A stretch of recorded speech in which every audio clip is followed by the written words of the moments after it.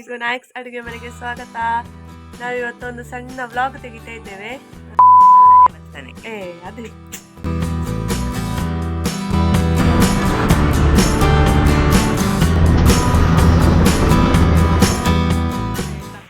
ಹೋಗ್ಲಿಕ್ಕೆ ಸಹ ಕಷ್ಟ ಆಗ್ತಾ ಉಂಟು. ನಾವು ಒಂದೇ ಕೊಡೆ ತಂದದ್ದು, 3 ಜನರಿಗೆ ಒಂದೇ ಕೊಡೆ ತಂದದ್ದು. ಎಂತ ಅವಸ್ಥೆ ನೋಡಿ. ನಮ್ಮ ಬೆಕ್ಕಿಗೆ ತುಂಬಾ ಬೇಜಾರು, ಎಲ್ಲಿಗೆ ಹೋಗುದು ನನ್ನನ್ನು ಬಿಟ್ಟು ಅಂತ ನೋಡಿ.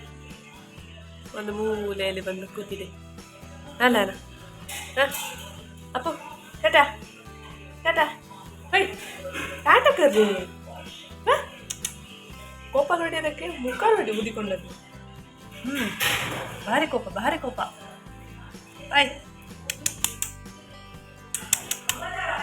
ಟಾಟಾ ಟಾಟಾ.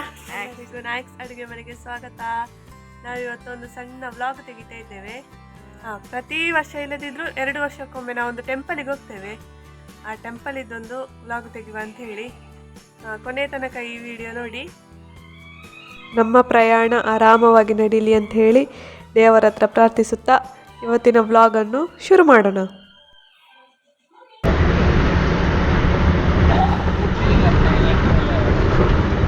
ಹಾಯ್ ಫ್ರೆಂಡ್ಸ್, ನಾವು ಕಾಸರಗೋಡಿಗೆ ಹೋಗ್ತಾ ಇದ್ದೇವೆ.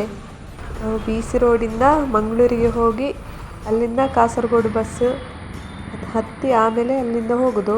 ಮೊದಲು ಈ ಮದ್ದೂರು ಶ್ರೀ ಮಹಾಗಣಪತಿ ದೇವಸ್ಥಾನ ಇದೆಯಲ್ಲ, ಅಲ್ಲಿಗೆ ಹೋಗುವ ಪ್ಲ್ಯಾನ್ ಉಂಟು. ನೋಡಬೇಕೆಂತೆಲ್ಲ ಆಗ್ತದೆ ಅಂತೇಳಿ ಬಸ್ ಬಂತು. ಕಾಸರಗೋಡಿಗೆ ವಿಟ್ಲದ ರೂಟಿಂದ ಸಹ ಹೋಗ್ಲಿಕ್ಕೆ ಆಗ್ತದೆ.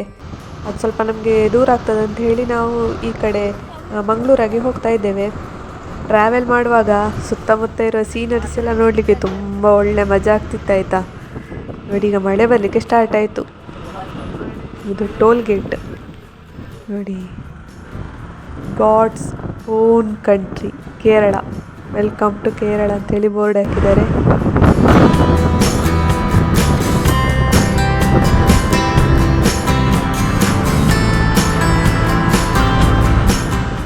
ನಾವು ಬೆಳಿಗ್ಗೆ 9 ಗಂಟೆಗೆ ಮನೆಯಿಂದ ಹೊರಟಿದ್ವಿ. ಈಗ ನೋಡಿ 11 ಕಾಲ ಆಯಿತು. ಕುಂಬಳ ಅಂತೇಳಿ ಒಂದು ಪ್ಲೇಸ್ ಉಂಟು, ಅಲ್ಲಿಗೆ ತಲುಪಿದೆವು.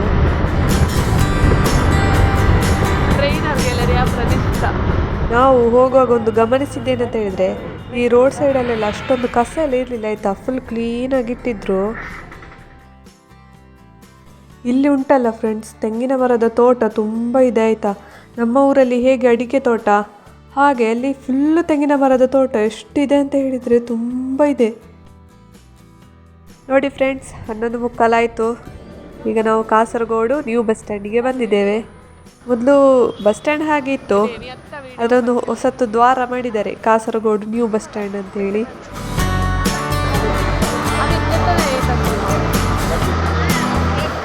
ನಾವು ಬಂದ ಟೈಮ್ ಕರೆಕ್ಟ್ ಉಂಟಾಯ್ತಾ. ಬರುವಾಗನೇ ಬಸ್ ಸಿಕ್ಕಿತ್ತು ದೇವಸ್ಥಾನಕ್ಕೆ ಹೋಗ್ಲಿಕ್ಕೆ. ಈಗ ಇಲ್ಲಿಂದ ನಾವು ಒಂದು ಮಧೂರು ಶ್ರೀ ಮಹಾಗಣಪತಿ ದೇವಸ್ಥಾನ ಅಂತ ಹೇಳಿ ಒಂದು ಟೆಂಪಲ್ ಉಂಟು, ಅಲ್ಲಿಗೆ ಹೋಗುವ ಅಂತೇಳಿ ಈಗ ಬಸ್ಸಲ್ಲಿ ಕೂತಿದ್ದೇವೆ. ಬನ್ನಿ ಹೋಗುವ. ಇಲ್ಲಿ ಜೋರು ಮಳೆ ಬಂದಿದೆ ಗೈಸ್. ಫುಲ್ಲು ನೋಡಿ, ರೋಡ್ ಎಲ್ಲ ಚಂಡಿ ಮುದ್ದೆ ಆಗಿದೆ ನೋಡಿ. Full national highway. ಒಂದೊಂದು ರೋಡ್ ಆದ ಒಂದು ಕನ್ಸ್ಟ್ರಕ್ಷನ್ ನೋಡಿ ಅಂತೆ. ರೋಡ್ ಆದದ್ದು ನೋಡುವಾಗನೇ ಒಂಥರ ಖುಷಿ ಆಗ್ತದೆ. ನ್ಯಾಷನಲ್ ಹೈವೇ ಅಂತ ಹೇಳಿದರೆ ಹೇಗೆ ಅಂತ ಹೇಳಿ ಇಲ್ಲಿ ಕಾಸರಗೋಡಿಗೆ ಬಂದು ನಾನು ಇವತ್ತೇ ನೋಡಿದ್ದು. ನಾವು 2 ವರ್ಷ ಮುಂಚೆ ಒಮ್ಮೆ ಬಂದಿದ್ವಿ, ಆಗ ಇಲ್ಲಿ ನಡೀತಾ ಇತ್ತು ಕೆಲಸ. ಈಗ ಫುಲ್ ಕಂಪ್ಲೀಟ್ ಆಗಿ ಫುಲ್ ಜಿಗ್ಗಾಗಿದೆ ಕಾಸರಗೋಡು ನೋಡಿ.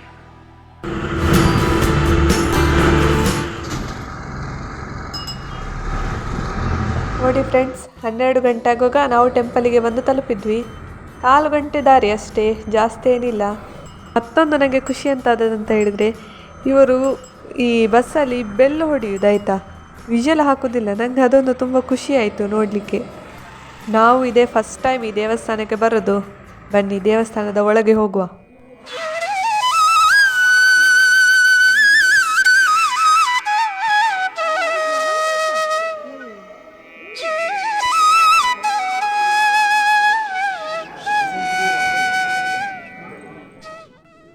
ನಮಸ್ಕಾರ. ಇವತ್ತು ನಾವು ಮಧೂರು ಶ್ರೀ ಮದನಂತೇಶ್ವರ ಸಿದ್ಧಿವಿನಾಯಕ ದೇವಸ್ಥಾನದಲ್ಲಿದ್ದೇನೆ.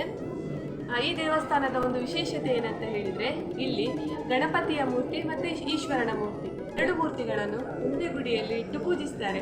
ಇದೊಂದು ಈ ದೇವಸ್ಥಾನದಂಥ ವಿಶೇಷತೆ ಅಂತ ಹೇಳ್ಬೋದು. ಇದು ಕಾಸರಗೋಡು ಜಿಲ್ಲೆಯ ಪಟ್ಟಣದಿಂದ 7 ಕಿಲೋಮೀಟರ್ ದೂರದಷ್ಟಿದೆ. ಈ ದೇವಸ್ಥಾನಕ್ಕೆ ತುಂಬ ಭಕ್ತಾದಿಗಳು ಬಂದು ಇಲ್ಲಿ ಪೂಜೆಯನ್ನು ಮಾಡಿ ಇಲ್ಲಿನ ಪ್ರಸಾದವನ್ನು ಸ್ವೀಕರಿಸಿ ಹೋಗ್ತಾರೆ. ಹಾಗೆ ನಾವು ಸಹ ಬಂದಿದ್ದೇವೆ. ಈ ವಿಡಿಯೋವನ್ನು ಕೊನೆ ತನಕ ದೇವರ ಪೂಜೆಯಾಗಿ ಪ್ರಸಾದ ಸಿಕ್ಕಿತು.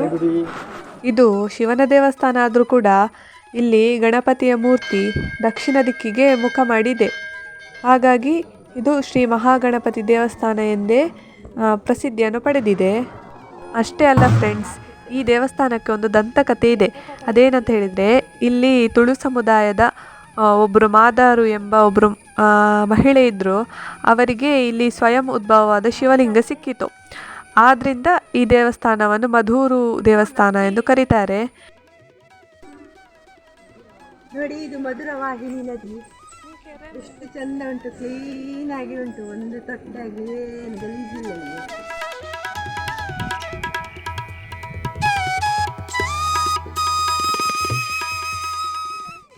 ಇನ್ನೊಂದು ದಂತಕಥೆ ಏನಂತ ಹೇಳಿದರೆ, ಈ ದೇವಸ್ಥಾನದ ದಕ್ಷಿಣ ಭಾಗದಲ್ಲಿರುವ ಗೋಡೆಯ ಮೇಲೆ ಒಬ್ಬ ಬಾಲಕ ಗಣಪತಿಯ ಚಿತ್ರವನ್ನು ಬಿಡಿಸಿರ್ತಾನೆ.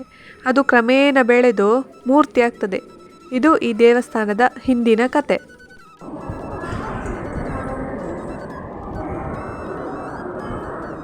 ಮಧುರ ದೇವಸ್ಥಾನದಲ್ಲಿ ಅನ್ನಪ್ರಸಾದ ಸ್ವೀಕರಿಸಾಯಿತು. ಇನ್ನು ಮುಂದೆ ನಾವು ಹೇಳ್ತಿದ್ವಲ್ಲ, ವರ್ಷಕ್ಕೊಮ್ಮೆ ಆದರೂ 2 ವರ್ಷಕ್ಕೊಮ್ಮೆ ಆದರೂ ಆ ದೇವಸ್ಥಾನಕ್ಕೆ ಹೋಗ್ತೇವೆ ಅಂತೇಳಿ. ಹಾಗೆ ಇನ್ನು ಮಲ್ಲ ದೇವಸ್ಥಾನಕ್ಕೆ ಹೊರಡ್ತಾ ಇದ್ದೇವೆ. ಇನ್ನು ಮಲ್ಲ ದೇವಸ್ಥಾನದಲ್ಲಿ ಸಿಗುವ. ನಾವು ಮಲ್ಲ ದೇವಸ್ಥಾನಕ್ಕೆ ಹೋಗಬೇಕಾದ್ರೂ ಮತ್ತೆ ಕಾಸರಗೋಡು ಬಸ್ ಸ್ಟ್ಯಾಂಡಿಗೆ ಹೋಗಿ ಅಲ್ಲಿಂದನೇ ಮಲ್ಲ ದೇವಸ್ಥಾನ ಹೋಗುವ ಬಸ್ಸಿಗೆ ಹತ್ತಿ ಹೋಗಬೇಕು. ಇಲ್ಲಿಂದ ಮಧುರ್ ದೇವಸ್ಥಾನದಿಂದ ಮಲ್ಲ ದೇವಸ್ಥಾನಕ್ಕೆ ಯಾವುದೇ ಬಸ್ ಇಲ್ಲ.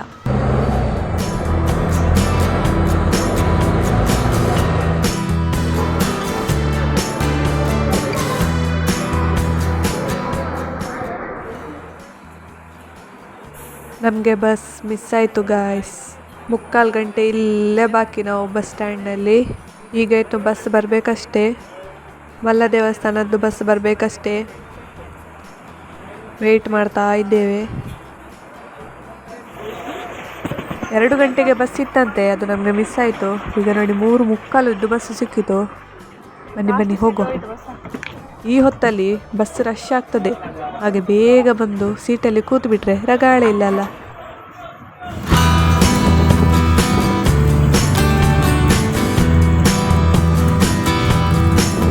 ಈ ದೇವಸ್ಥಾನ ಹಳ್ಳಿ ಜಾಗದಲ್ಲಿ ಇರೋದು. ನಾವೀಗ ಪೇಟೆಯಿಂದ ಹಳ್ಳಿಗೆ ಹೋಗ್ತಾ ಇದ್ದೇವೆ.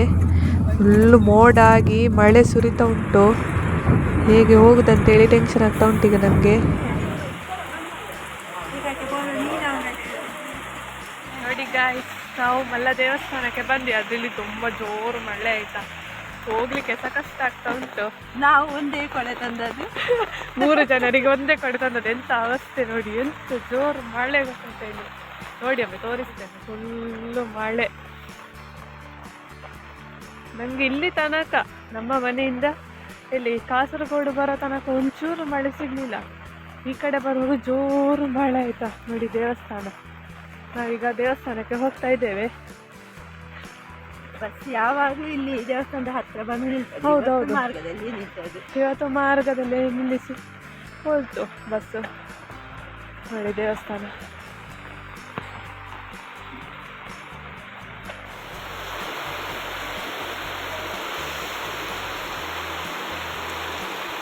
ರೂಮ್ ಸಿಕ್ತು ಗೈಸ್.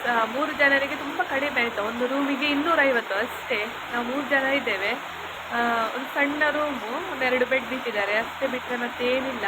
250. ನಾವು ಮೊದಲಿಂದ ಸಹ ಬರ್ತಾ ಇದ್ವಿ, ಆಗ 200 ಇತ್ತು. ಈಗ ಒಂದು 50 ರೂಪಾಯಿ ಜಾಸ್ತಿ ಮಾಡಿದ್ದಾರೆ ಅಷ್ಟೇ. ನೋಡಿ ಜೋರು ಮಳೆ ಬರ್ತಾ ಉಂಟಾಯ್ತಾ. ಎಂತ ಮಾಡೋದಂತ ಗೊತ್ತಿಲ್ಲ, ತುಂಬ ಸುಸ್ತಾಗಿದೆ.